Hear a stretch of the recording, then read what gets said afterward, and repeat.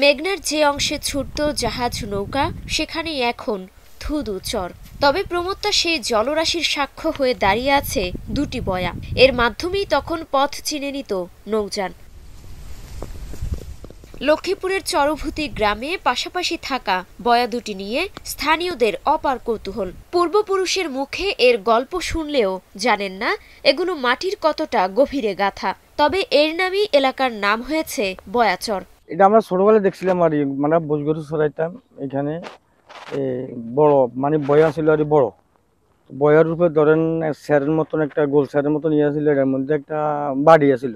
বুল্লে নদী ভরে বয়াটা কই থেকে আসলো জানি না, কি সাগরের বয়া না কি তাও জানি না। আর এখন মানুষের এটা সাবাস করে উড়েই না কি জন্য তাও জানি না। স্থানীয়রা বলছেন প্রায় ৮০ বছর আগে এখান দিয়ে বইত মেঘনা। বয়াগুলোকে অলৌকিক ভেবে দূর দূরান্ত থেকে অনেকেই আসতেন মানত করতে, রেখে যেতেন টাকা পয়সা।